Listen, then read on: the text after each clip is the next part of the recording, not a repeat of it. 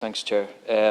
First of all, I'd like to commend Sinn Féin and Deputy Wards on his continuing work around mental health care, and we'll be supporting the motions, but we also have moved a number of amendments, and I understand Sinn Féin will accept them, so just for the record. Minister, I think we've spoken about this on numerous occasions, and mental health care, regardless of your age, is extremely important, and particularly around what's happened in the last 2 years. It's been a very, very challenging time for everybody. And the primary concern of people that use CAMP service is one of trust. That's the most important thing when a young person uses the CAMP services.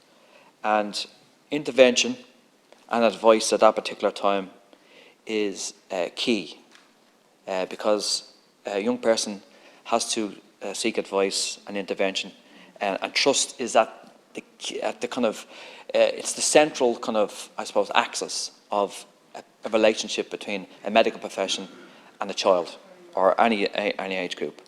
But the situation in Kerry, I think, crossed a kind of a Rubicon in relation to that, and it's probably the most serious of breaches of that trust that you can get, where there was a situation where there was inappropriate prescribing of medications to children. Now, that's as serious as it gets. And a lot of people will be asking questions, is this going on in other CAMP services? Hopefully it's not. And obviously this review will look at that. I would suggest that a review has to be completely independent of the HSE. And I know you're nodding there, and that's good. I think it has to be independent completely of the HSE. Because for too long in this day, the HSE and other civic bodies are investigated by themselves. And that's not good whatsoever.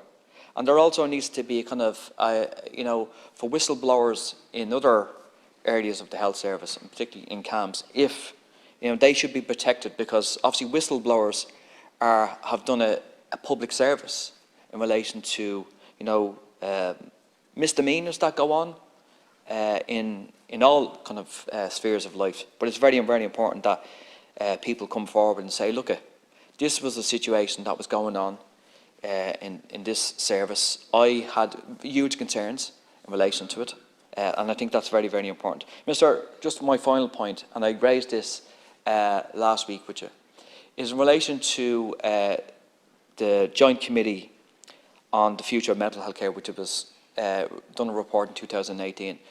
And one of the main recommendations was in relation to over-medication of children. Again, this very, very serious kind of situation that is in the state.